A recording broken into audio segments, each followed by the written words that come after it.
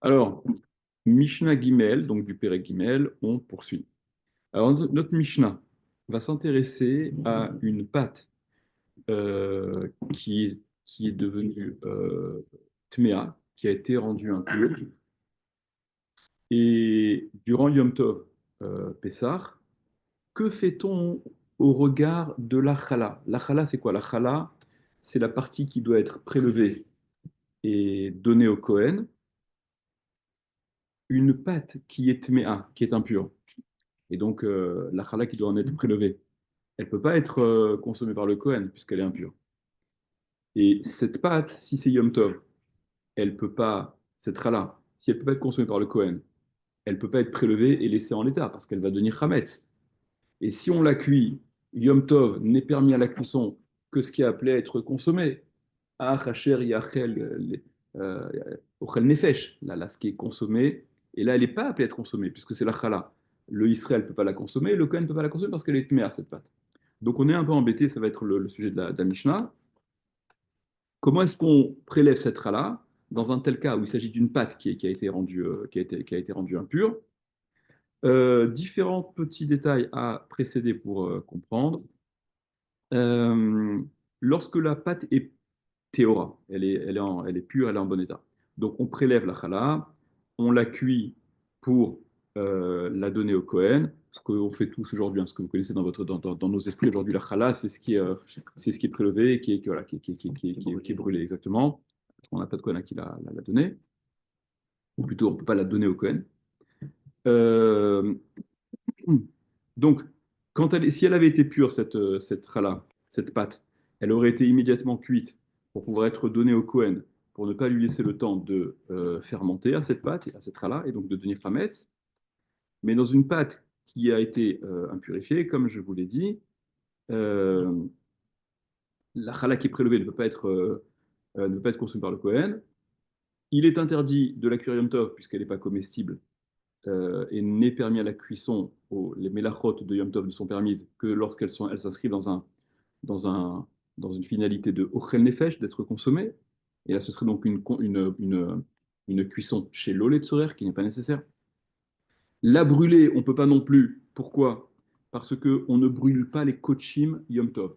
La chala, elle a le même statut que la trouma. Et il y a une interdiction de brûler les kochim Yom Tov, on va pas rentrer là-dedans. Et on ne peut pas non plus la donner à manger à ce qui appartient au Cohen, au chien du Cohen, etc. Euh, ok. Si on avait été, s'il s'agissait d'un autre Yom Tov que Pessah, si c'était un autre Yom Tov, Sukkot, Shavuot, alors là, hein, ça n'aurait posé aucun problème que de la prélever et de la laisser jusqu'à Motsei Yom Tov et de la brûler une fois Yom Tov sorti, terminé. Ok? Puisque tu n'aurais donc pas brûlé pendant Yom Tov et il n'y a pas de problème de la laisser. Elle devient Chametz Sukkot ou Shavuot, c'est pas grave. Mais là, on est pendant Pessah, donc c'est tout le problème. Ok, donc attaquons la Mishnah. Ketzad mafrishin chala betuma. Comment prélève-t-on une chala en état de Touma, c'est-à-dire lorsque la pâte de laquelle cette chala doit être prélevée, elle est tméa, elle a été impurifiée. Beyom Tov, durant Yom Tov de Pessah, évidemment. Rabbi Eliezer Omer, Rabbi Eliezer dit, Lotikra Lachem, littéralement, elle ne la nommera pas, elle ne l'appellera pas d'un nom, c'est-à-dire quoi? C'est-à-dire que la femme qui pétrit la pâte ne désignera pas la chala, c'est-à-dire qu'en réalité, elle ne prélèvera pas la chala. Elle ne prélèvera pas la chala de cette pâte au moment où elle pétrit sa pâte, ad fait jusqu'à ce qu'elle cuise la totalité de cette pâte, c'est-à-dire qu'elle ne prélèvera la chala qu'après la cuisson de cette pâte. En faisant ça, donc dans un tel cas, d'après Rabbi Eliezer, la cuisson de la pâte dans sa totalité est permise parce que euh, chaque partie de cette pâte, puisqu'elle n'a pas été localisée, la chala dans cette pâte, comprenez le problème, et c'est ce qui va faire l'objet de la marloquette, du désaccord qui va suivre. D'après Rabbi Eliezer, potentiellement, tu peux dire sur chaque partie qui constitue cette pâte que ça n'est pas cette partie qui est appelée à être prélevée, à être chala, à ne pas être consommée. Donc, Est-ce que le tout alors, est-ce que la partie fait le tout? Est-ce alors que c'est le... pas- la question, c'est plus une histoire de dans quelle perspective on se place. Et comme je vous le dis souvent, est-ce qu'on privilégie l'espèce de potentialité ou le concrètement? Et même ces termes-là, il faut définir, il faut dire, je veux dire quoi au travers de ça? Je vais le dire de façon un peu plus précise. Mais Rabbi Eliezer se place dans cette optique-là où tu es en mesure de dire sur chaque partie de cette pâte que tu désignerais, non, non, c'est pas ça la challah. Donc, je ne vais pas, cette partie que je cuis, elle n'est pas appelée à ne pas être consommée.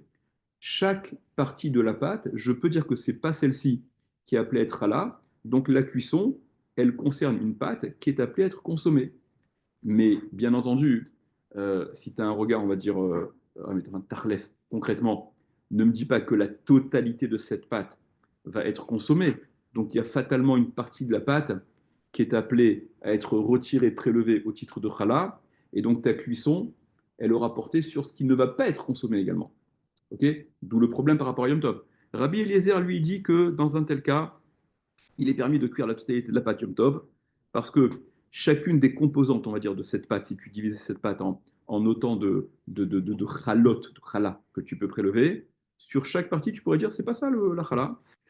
Euh, d'accord, ça c'est ce que Rachid explique. Et par conséquent, on serait virtuellement en situation de pouvoir dire que toute la pâte, toute la cuisson, elle concerne des parties de une pâte quoi, qui va être, qui est appelée à être consommée. Euh, ok. Rabbi Houda ben Betera Omer, Rabbi Houda ben Betera lui dit, non, cette façon de faire, elle n'est pas valable parce que, comme on l'a relevé, concrètement, il y a fatalement une partie de pâte qui est cuite chez l'Oletzorer de façon qui n'est pas nécessaire, en tout cas pas nécessaire pour mener à une consommation. Et par conséquent, le patent, le truc que va dire Rabbi Uda ben Betera pour se sortir de cette histoire-là, c'est que Tatil Betsonen, la femme qui pétrit la pâte, elle prélève de la pâte la challah, comme d'habitude, et cette partie qui a été prélevée, elle va l'immerger dans de l'eau froide, de sorte à freiner, à bloquer le process de fermentation. Rabbi Houda ben Betera, il est donc en désaccord avec Rabbi Eliezer, avec la première opinion, parce que d'après lui, même sans désigner, même sans nommer, même sans prélever la challah, ça reste interdit de cuire, parce que toutes les chalotes qui composent cette pâte, toutes ces chalotes qui pourraient être potentielles, prélevées de cette pâte, donc chacune de ces composantes qui fait cette pâte, elles ne peuvent pas être toutes cuites simultanément, du fait que l'une d'entre elles ne sera pas apte à être consommée. Et par conséquent, tu te retrouves en situation d'avoir fait une cuisson qui est chez l'oletzorer, qui n'est pas utile. C'est quoi, mot à mot, Mathilde, s'il vous plaît? Tatil, Tatil. tatil, elle Batsonen. placera. Elle placera. Batsonen. Batsonen dans le froid. D'accord. Betsonen dans le froid. Euh, donc, et Rabbi Eliezer, et pourquoi Rabbi Eliezer ne dit-il pas comme Rabbi Yehuda ben Betera? Pourquoi Rabbi Eliezer, le premier, il n'a pas donné le même truc que Rabbi Yehuda ben Betera? C'est bien, tu mets dans l'eau froide, ça empêche la fermentation, c'est une bonne chose. Si ça marche techniquement, c'est très bien. Rabbi Eliezer ne pense pas comme Rabbi Yehuda ben Betera qu'on puisse mettre dans de l'eau froide, parce que lui, il prend en considération la crainte, dit Tosfot, qu'on ne le fasse pas bien et que la chala, elle, Il en reste une partie. voilà, elle fermente. Voilà, on va pas mener à bien cette opération, même si c'est pas, il faut pas sortir de Saint-Cyr pour mettre dans de l'eau froide. Mais bon, le fait est que c'est une crainte qui est à considérer euh, d'après Rabbi Eliezer. Amar Rabbi Yoshua, il y a Rabbi Yoshua, donc troisième opinion, qui propose une autre formule. Lo zehu chametz shemuzarim alav bebaliere ou balimatse. Ce n'est pas ça le chametz sur lequel on est averti par la Torah, à propos duquel la Torah, elle nous adresse cette injonction-là de balirae ou balimatse, interdiction de posséder, donc balirae balimatse, l'interdiction de posséder, l'interdiction d'avoir du chametz, c'est l'interdiction qui concerne ton chametz. Mais là, cette rala que tu prélèves, elle n'est pas à toi. Elle n'est pas à toi. Et tu n'as pas encore désigné, et aucun Cohen ne l'a reçu de toute manière. Donc cette rala qui a été prélevée, puisqu'elle ne t'appartient pas, elle n'est pas concernée par l'interdit de la Torah de Bali Bali Matzeh. Rabbi Yoshua dit, puisque le, la maîtresse de maison ou le type qui fait cette pâte, il prélève la chala. Cette chala ne lui appartient pas. Elle doit être, en principe, Ouais. donnée au Cohen. Oui. En tout cas, il s'en est ça n'est plus de sa propriété. Comme on a eu l'occasion de le dire, le bitoul chametz, merci beaucoup. D'après certains rishonim, la fameuse formule où on annule son chametz, kol chamira, deika, pirchuti, dechazita, dechazité ou de la chazité, d'accord, la différence de formulation entre celle du soir et celle de la journée. Donc tout chametz, tout pain, le vin qui se trouve en ma possession, que j'ai vu ou que j'ai pas vu, que j'ai détruit ou pas détruit, etc. Les avait batil, qu'il soit batel, les chachef qui afra des harak, qui sont considérés comme la poussière de la terre. D'après certains rishonim, on avait dit, le bitoul, c'est midin hefker. C'est le principe de hefker. Je casse mon droit de propriété, c'est-à-dire que je me dépossède de ce chametz. Or, la Torah ne m'interdit le chametz que le chametz qui m'appartient à la possession. Je ne parle pas à la consommation. Donc, si ce chametz n'est plus à moi, ça pose pas de problème. Donc, je peux prélever la chala, la laisser, mais c'est pas mon chametz. Même si ça fermente, c'est pas le mien. L'autre lecture des Rishonim, hein, la plus intuitive, on va dire, par rapport à la formulation en tout cas, de Bitoul, c'est les Hachif qui a Fradehara, qu'elles soient considérées comme la poussière de la terre. C'est une possibilité exceptionnelle que la Torah t'accorde avant Pessah vis-à-vis du Hametz, de lui retirer son statut de Hametz. D'accord? C'est quoi ce goût, c'est quoi cette baguette magique que la Torah met à la. C'est un green de la Torah. C'est quoi cette baguette magique que la Torah elle met à ta disposition avant Pessah? Alors, Derechny m'explique, le Ran, je crois, explique que l'emploi du terme qui désigne la destruction du Hametz pour Pessah, Tashbitu, c'est pas le terme de destruction habituel pour désigner une destruction dans la Torah. Dans la Torah, quand on te parle de détruire, c'est Tisrofu, Tarsu, Teshaberu. Bon, Teshaberu, c'est pas très adapté. Mais c'est des termes qui sont plus usuels, habituels. Et là, du fait que la Torah elle emploie un terme différent, ça vient apprendre qu'il y a justement une forme de destruction qui est elle aussi différente, en l'occurrence en termes contemporains, on va dire virtuel, en considérant ce Hametz comme la poussière de la terre. Ce qui ne te permet pas, au final, de consommer ce Hametz, évidemment, hein, pour d'autres raisons dont on parlera, archivé, etc. Je ne sais pas si vous vous rappelez. Alors revenons en tout cas à l'histoire de Rabbi Yoshua. Mais Rabbi Yoshua, ça le rend même pas cachère. Si tu l'as oublié dans ton placard et que derrière, tu l'as pas vendu mhm. et que tu le considères comme poussière de la terre, derrière, ce Hametz, il est Attends. Si tu Tu l'as n'as plus le droit de le oublié, consommer. tu dis une chose contradictoire. Si tu l'as oublié, tu ne l'as pas considéré comme un poussière de la terre. Si tu as fait le bitoul, ou plutôt le bitoul, il porte précisément sur ce que tu n'aurais pas vu aussi. Oui, mais du coup, ce C'est-à-dire- bitoul-là, Ouais. que tu fais, Ouais. mettons que tu le retrouves pas pendant Pessah. Ok. Mais c'est pas grave, le bitoul, c'est précisément Après, tu as le droit de pour le le, consommer? le bitoul, c'est précisément pour le chametz qui aurait échappé à ta vigilance. Au cas où, si j'ai pas de chametz, Oui, d'accord? les choix, c'est que ce Hametz-là qui a échappé à ta Ouais. vigilance, que tu retrouves après, sur lequel tu retombes dessus. Non, ça Si change tu l'as rien. considéré comme poussière de la Ça terre, change rien. Ça change rien. ça change rien? C'est pas le fait d'avoir considéré comme. Dans ces cas-là, pose la question. Si tu conseilles quand même. Je vais là, dans ce pas le sujet. D'accord. Bon, Je veux dire, attends, c'est pas le vas-y, sujet. vas-y, oui, C'est évitez. c'est à ça que je faisais Réponds pas, référence réponds pas, c'est pas grave. quand je disais archivé. Mais venez, on Ouais, arrivera d'accord, sur ces trucs-là. excuse-moi. On arrivera sur ces trucs-là. Donc Rabbi Oshua, il dit ça n'est pas le Hamed sur lequel la Torah, elle t'interdit, elle te met elle t'avertit de ne pas transgresser, parce que la transgression, c'est précisément de posséder ton Hametz. Mais ce Hametz, puisque tu l'as prélevé, c'est plutôt Hametz. Ok, c'est marqué dans la Torah, Velo yirae lecha chametz, Velo yirae lechan. On ne sera pas vu lecha michelcha, le tien, quoi, celui qui t'appartient, ton chametz. Mais voir le chametz des autres chez toi, ça ne pose pas de problème. Ok.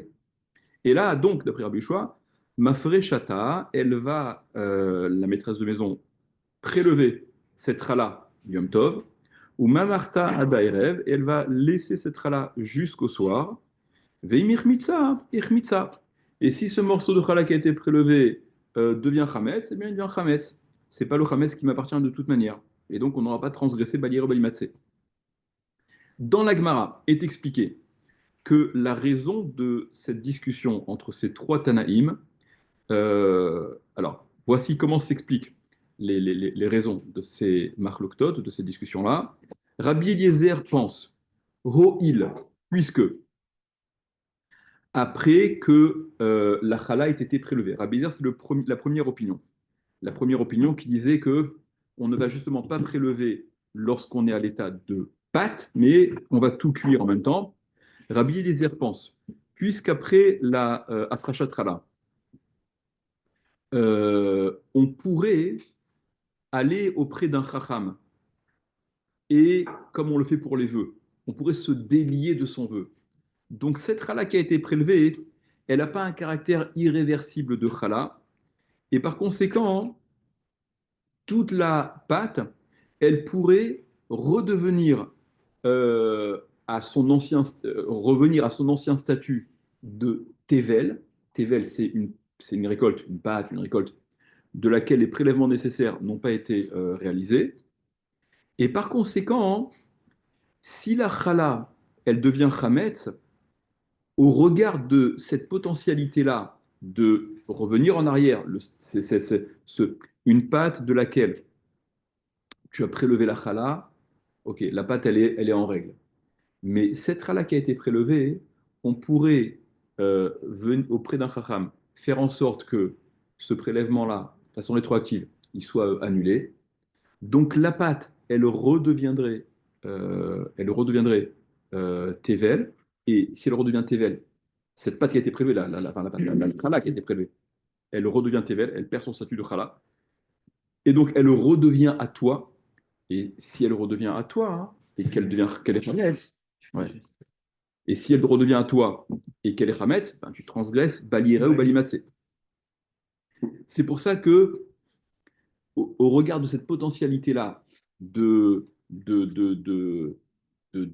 retour en arrière, Rabbi Eliezer ne veut pas que la chala soit prélevée, ok, limite, quand bien même, euh, d'après ce que Rabbi Yoshua dit, elle t'appartient pas, donc c'est pas un problème. Oui, mais elle peut me réappartenir à nouveau, en théorie. Ça, c'est pour Rabbi Eliezer. Tu nous fais un bruitage, Stan. C'est une folie. J'allais te dire bon appétit. Euh, et Rabbi Yehuda, j'ai pas parlé de vision, Stan. J'ai pas parlé de ton beau visage. J'ai parlé du bruitage que tu nous fais.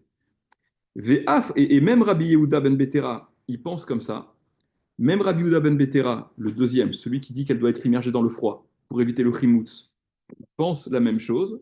Seulement, il est d'accord avec ça. Seulement, lui conteste l'opinion de Rabbi Eliezer et il pense qu'il est interdit de cuire la totalité de la pâte, parce que de toute manière, il y a une partie de cette pâte qui, fatalement, devrait être retirée au titre de challah, et donc qui ne sera pas consommée, et donc qui ne doit pas bénéficier de la permission de cuisson Yom Tov, comme on l'a dit avant. Et Rabbi Yoshua, troisième opinion, lui est en désaccord avec les deux premiers, et il pense que non, non, cette potentialité-là, au regard de cette possibilité de faire marche arrière, etc., ok, Tachles, on n'a pas fait marche arrière. Donc, tant qu'une personne, tant que le propriétaire de cette rala n'est pas allé voir un chacham pour ce retour dans le temps et donc réhabiliter cette pâte qui est maintenant chala, enfin réhabiliter, la rendre à nouveau chol, tant que ça n'a pas été fait, ça n'a pas été fait.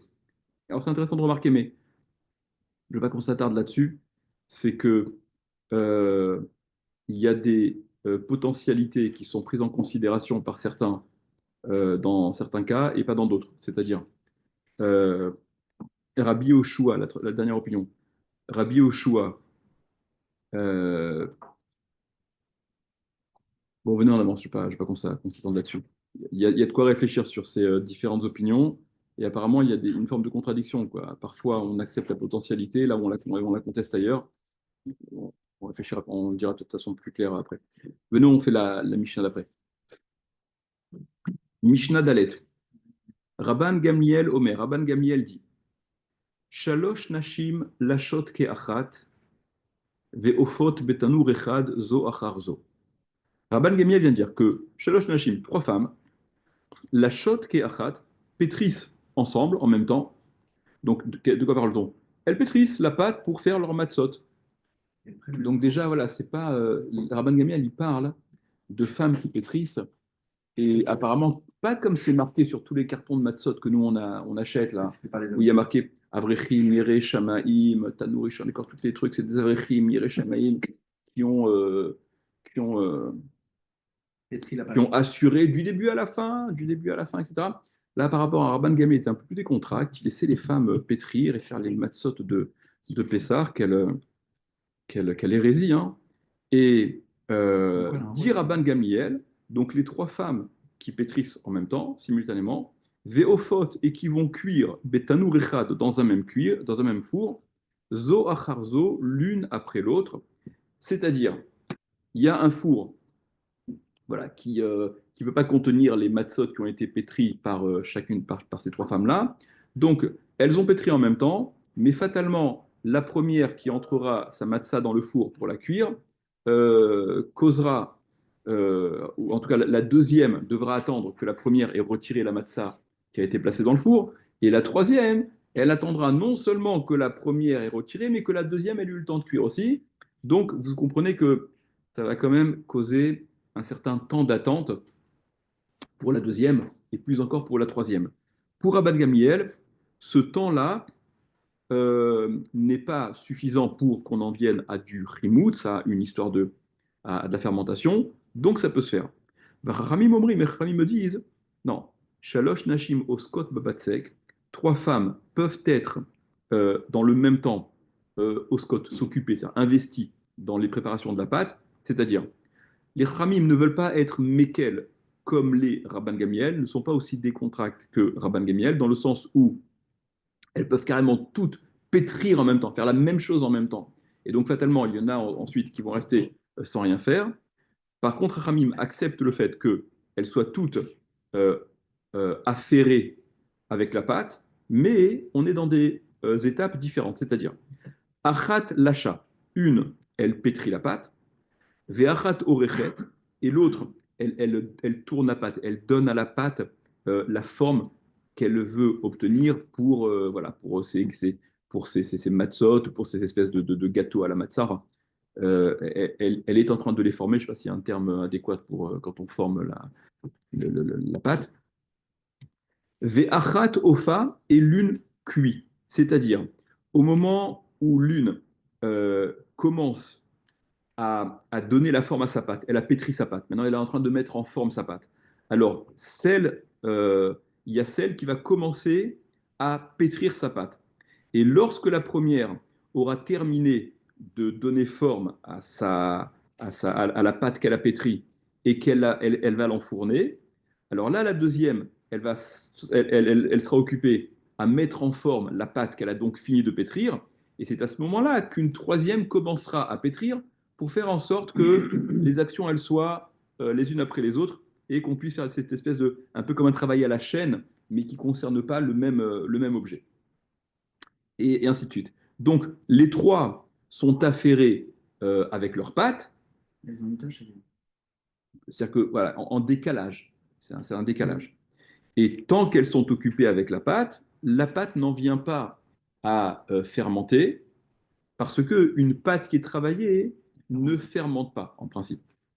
Rabbi Akiva, il dit, Rabbi Akiva, il vient lui aussi contester ce que Rabban Gamiel a dit, et il vient rapporter apparemment une objection qui nous semble tout ce qui est plus naturel et qui fait sens. Rabbi Akiva dit, Lo kol hanashim, velo kol haetzim, velo kol hatanurim shavim. Rabbi Akiva dit, ni les femmes, ni les bois qui servent de combustible pour ce four, ni même les fours, c'est pas les mêmes. C'est-à-dire qu'il y a des femmes qui sont, euh, qui sont rapides, qui sont, voilà, qui sont réactives, qui sont hyper, qui sont peut-être plus habiles et plus, qui font les choses rapidement, bien, mieux, vite. Il y a celles qui sont un petit peu plus décontractes, d'accord? T'as les femmes du Oui, Sud, hein. grave. Et même les bois qui servent de combustible ils ne sont pas tous les mêmes. Il y a ceux qui sont bien secs et qui vont prendre très rapidement, qui vont brûler très vite. Et il y a ceux qui sont humides et pour lesquels le temps de combustion et de trucs va être beaucoup plus lent. Le temps où c'est donc pour qu'ils chauffent et qu'ils puissent se servir de combustible, ça va prendre plus de temps. Et même les fours ne sont pas les mêmes. Tu as des fours qui contiennent bien mieux la chaleur et d'autres qui la contiennent, qui la concentrent moins, comme on voit dans Ilkhot Shabbat, je ne sais pas si vous vous rappelez, dans Ilkhot Shabbat, dans la Gemara. La Gemara, elle parle de Perek Kira, le troisième Perek de Shabbat. Perek Kira, on parle de. Il y a un four qui s'appelle Kira, un four qui s'appelle Tanour, un four qui le troisième four, c'est le Koupar. Le troisième four, c'est le Koupar. Ouais. C'est quoi? Tanour, Kira et Koupar. Koupar, c'est une demi-Kira. C'est-à-dire que la Kira, comme l'Agma a dit, il y a la place pour mettre deux casseroles à l'intérieur ou au-dessus. Donc, c'est suffisamment volumineux pour que l'intensité de la chaleur soit pas à ce point Et fermé grande. d'en haut? Fermé d'en haut? Fermé d'en haut, fermé d'en haut. Ça pouvait se mettre soit à l'intérieur, soit au-dessus. Le coupard, c'est une moitié de Kira. Il y a de la place pour une seule casserole. Et le tanour, le four dont parle Agmara, c'est un four qui est oblique, comme ça, triangle vers le haut. Donc c'est plus étroit. Et la chaleur, elle est Ah mieux oui, conservée, plus intense. Ouais, c'est on ce les que voit Agmara. ceux-là. C'est On ce les que voit Agmara. ceux-là. Il y Ouais, en a tu vois encore ça. aujourd'hui. Ouais, tu peux voir ça. Tu peux voir ça. Donc, ouais, non, c'était juste par rapport au terme qui Dans me. les pays sous-développés. Donc Rabbi Akiva, il vient aussi contester Rabban Gamliel et dit on ne peut pas être méquel à ce point hein, que trois femmes puissent pétrir en même temps et que l'une va commencer à cuire pendant que les deux autres vont attendre, etc. Parce que ça peut prendre plus de temps que ce que tu estimes en fonction de la qualité du bois, du four, de la rapidité des femmes, etc. Zéaklal, voici le principe. Alors ça aussi, là aussi sur ce voici le principe, il y a ceux qui expliquent que ça n'est pas la suite des propos de Rabbi Akiva, mais c'est la Mishnah qui parle. Zéaklal, voici le principe. Tafar tiltosh betsonen. Si la femme voit que la pâte commence le process de gonfler, donc de fermentation, tiltosh betsonen, il faut qu'elle frappe cette pâte avec de l'eau froide. Ça neutralise un peu le process de fermentation. Et il y a ceux qui, donc, voilà. Donc il y a ceux qui expliquent que ces propos-là ne sont pas la suite de Rabbi Akiva, mais que c'est la Mishnah qui vient et qui reparle. Et ça vient donc nous apprendre que d'après tout le monde, s'il y a les premiers signes de fermentation qui apparaissent, pour empêcher cette fermentation-là, hein, il faut frapper avec de l'eau froide et ça neutralise le moment. Et Mishnah, Mishnah. c'est où? Siour. Hein? Comment ça marche chez toi? C'est où? Séour. Non, ils ont fait un mix entre Séor et Siour, mais c'est Siour. D'accord. Ouais. Siour, bon, enfin, pas vraiment, c'est une pâte qui n'a pas fermenté tout ce qu'elle doit fermenter, qui a commencé le process de fermentation, mais qui n'est pas arrivé à terme de cette fermentation. Yissaref, elle sera brûlée, elle doit être détruite avant Pessah, parce que le processus de fermentation a quand même débuté. Ouais. Vea ochlo, et celui qui mangerait, Ah, il est pas tôt. il n'est pas tour parce que c'est pas le chametz. Il n'est pas tour de quoi, Pato? Bediavad. Il n'est pas tour de quoi? Il n'est pas tour de karet. Il n'est pas tour de la peine prévue par la Torah sur la consommation du chametz, de karet, et même de malkout, parce que il a un statut de chametz nouché. Chametz nouché, on avait parlé de ça, rappelez-vous. C'est le chametz, tu vois que c'est du chametz, mais il n'est pas comestible. Ok? Il n'est pas apte à être consommé en principe, comme on l'a vu dans la première Mishnah du Pérec. Sidouk, c'est quoi sidouk? Sidouk, sdakim, des fentes. C'est-à-dire une pâte dans laquelle il y a des fentes qui apparaissent, donc ce sont les signes de fermentation. Yissaref, ce hametz-là, cette pâte-là, doit être brûlée avant Pessah, elle aussi. Vea ochlo, et celui qui mangerait cette pâte-là, chayav karet. Ça y est, la fermentation a commencé. T'es déjà concerné par le chametz. C'est déjà considéré comme du chametz gamour. Et zéou siour, c'est quoi le siour? Alors, c'est quoi la pâte qui est pas du Nutramets complètement et qui doit être brûlée et sur laquelle on n'est pas tour? C'est là où ça apparaît. Et zéou siour, c'est quoi le siour? Kekarne chagavim. comme des cornes de sauterelle. Donc c'est vraiment des vermiculaires. C'est très très fin. Ah, ok. Ok. C'est à peine Pas des cordes de sauterelle, c'est des antennes. des antennes, t'as raison. Des antennes, oui, ça s'appelle des antennes sauterelles, bien sûr. Antennes sauterelles, bien sûr, tu as raison. Et Sidouk, qui est plus important, où on est donc Raef Karet, c'est lorsque Shenitarvus Dakav Zébazé. Lorsque ces Dakim-là, lorsque ces fentes-là, elles s'entrecroisent les unes les autres, donc elles sont suffisamment nombreuses pour qu'elles s'entrecroisent les unes les autres. Et donc là, le process de Hametz est déjà bien plus entamé et suffisant pour être considéré comme du Hametz Gamour. Divrei Rabbi Yehuda, ça c'est ce que pense Rabbi Yehuda, que tant que les sdakim, tant que ces fentes, ces aspects de dentelle de sauterelle, euh, s'il n'y a que ça, mais qu'elles ne s'entrecroisent pas, donc on n'est pas tour de la peine prévue par la Torah, bah, Chamim Omrim, les Chamim me disent, zévazé, aussi bien un cas que l'autre, c'est-à-dire que ces fentes-là soient comme des antennes de sauterelle ou qu'elles se croisent les unes les autres. Il n'y a pas besoin qu'elles se croisent les unes les autres. Haochlo chayav karet, celui qui mange chayav karet, ça a déjà un statut de chametz gamour. Ok. La raison est expliquée dans la Gemara parce que tu n'as pas cette espèce de trait là, vermiculaire que tu vois d'en haut.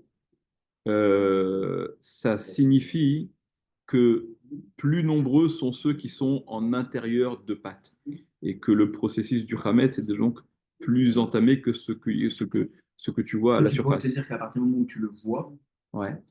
Ouais, mais tu vois, à partir il du faut moment où tu quoi? le vois, bah, c'est des petites traces d'antenne. Ok, mais est-ce que c'est Moi, je me déjà rends pas compte, je Hametz? me rends pas compte parce que je fais Oui, pas non, la non, pâte, mais mais la question c'est est-ce que c'est Hametz? Tu vois quelque chose, évidemment que tu vois une modification, mais est-ce que la modification est suffisamment importante pour être considérée comme du Hametz? C'est ça l'histoire.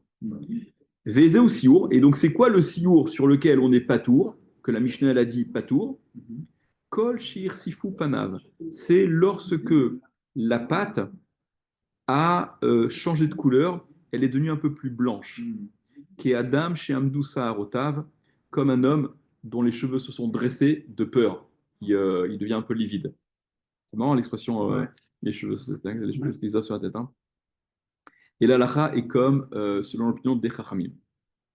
Mishnah Vav. Notre Mishnah s'intéresse au biur Hametz, à la description du Hametz, lorsque la veille de Pessah tombe Shabbat. C'est exactement notre cas Ouais. cette année. C'est la Mishnah. Tu fais Arba, vendredi soir avec la bougie de Shabbat. exactement. Arba Asar Shechaliot de Shabbat, le 14 qui tombe à Shabbat, comme cette année. Donc le 14, principe, le 14 au soir, c'est-à-dire vendredi soir, on aurait dû faire la Bikat Hametz, mais c'est compliqué de faire Bikat Hametz avec une bougie le vendredi soir. Donc dans un tel cas, et de détruire le Hametz le samedi, donc détruire le Hametz le 14. Attends, Arba, ça, le 14. Donc il faudrait détruire le Hametz le 14 au matin, mais comme c'est Shabbat, c'est un peu embêtant de brûler le Hametz Shabbat. Donc que fait-on? Arba Asar, le 14 Nissan, chez Chaliot de Shabbat, qui tombe Shabbat. Donc le Motsei Shabbat, le samedi soir, ça va être le soir du Seder, on rentre dans le 15. Il est donc interdit de brûler le Hametz, évidemment. Mevarim et Kol Milifnei Shabbat, on détruit tout avant Shabbat.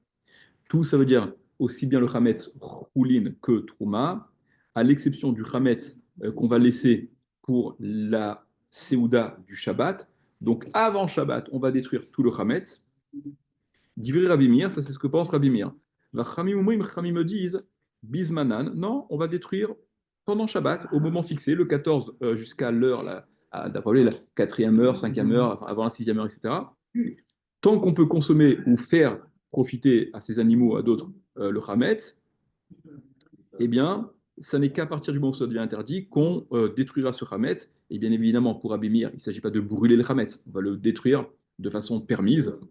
Rabbi Elazar Bar Tzadok Omer, Rabbi Elazar Bar Tzadok dit Trouma milifnei Shabbat, la Trouma, on la détruit, la Trouma, puisque ceux qui consomment la Trouma sont peu nombreux. Il ne s'agit que des Kohanim. Par conséquent, elle ne peut pas, et il ne peut pas la donner non plus à manger à ses animaux. Par conséquent, on va la détruire avant Shabbat.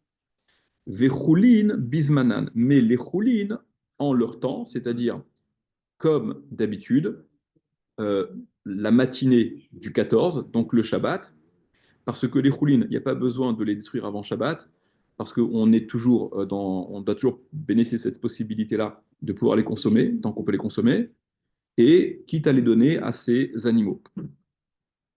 Alors, juste au niveau de la halakha, par rapport à cette Mishnah-là, euh, je vous lis le résumé du Kéati. Le Rif tranche comme Rabbi Lazar Bar Tzadok. Donc, Rabbi Lazar Bar Tzadok, c'est celui qui dit que la Trouma, c'est avant Shabbat et le Choulin, c'est le moment normal. Donc, c'est ce qu'on fera nous aussi. S'il reste du Hametz de notre Séouda de Shabbat matin, on peut détruire le Hametz qui reste, les petits miettes qui restent, en jetant aux toilettes, par exemple. Comment ça se passe sur les kelim? Non, J'ai un tu fais un Tu truc fais un truc en Khatamit, verre, tu fais un truc. tu fais un truc assiette en carton et C'est tu plus. jettes. Voilà, voilà. Tu peux aussi, en théorie, dans du verre. Le verre, c'est pas un Ouais, le problème. verre. Bon, les Ashkenazim, vous êtes un peu plus smart, vous, par rapport au verre que Moi, les j'ai un Sfaradim. raf, moi, c'est les D'accord. raf. Non, Moi, j'ai pris mon raf là pour ça. d'accord. Non, pas Euh, quoi pour. Alors, par contre, et donc le Rambam est possède également comme ça, comme Rabbi Lazar Bar Tzadok. Bon, Trouma, ça ne nous concerne pas trop. Ce qui nous concerne plutôt, c'est que les choulines peuvent être donc détruits le Shabbat, c'est-à-dire lorsque le 14 tombe, la veille de Pessah tombe le Shabbat, ça pourrait être détruit donc le Shabbat, pas avec le feu évidemment. Euh, alors je vous dis, par contre, dans le Mishneh Torah, donc le Rambam écrit, je vous dis ce qu'écrit le Rambam. Lorsque le 14 tombe Shabbat, Botkin et Chametz Beleile Erev Shabbat, Sheulel Shosha Asar. Donc on fait l'abdika la veille, c'est le jeudi soir. Ou Maniach Minachametz Kedelechol Miminu Adarba Shaot Beyam Shabbat, et on en laisse pour en consommer jusqu'à la 4e heure le Shabbat. Ou Manichobim comme Mutzna, et donc on le laisse en attendant dans un endroit qui est caché. Ve'achar Mevaro Milfina Shabbat. Et le reste, on le détruit avant Shabbat. Donc c'est un peu contradictoire avec ce qu'il a été possèque. S'il dit que le reste, ce qu'on ne va pas manger, on le détruit avant Shabbat, alors qu'il a dit qu'on pouvait détruire normalement le 14.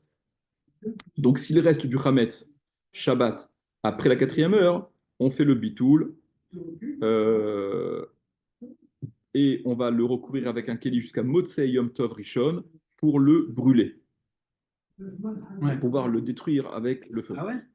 Ça, c'est écrit.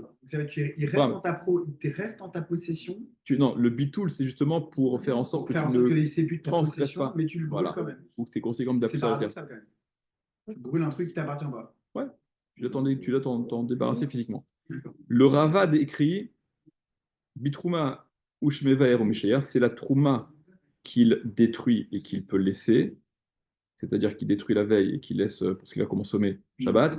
Aval Bechulin, mais les Chulin, et Kloum, il ne détruit rien. Et là, Bismano, il ne détruira, il ne fera le biur des Chulin qu'au moment habituel, c'est-à-dire le Shabbat matin, qui Rabbi Lazar ben Yehuda, comme Rabbi Lazar Ishbar Tota, comme Rabbi Lazar ben Yehuda Ishbar Tota, ou qui Rabbi Lazar ben Tzadok, chez Shinen Son parce que les deux sont d'accord. Ok, tranquille.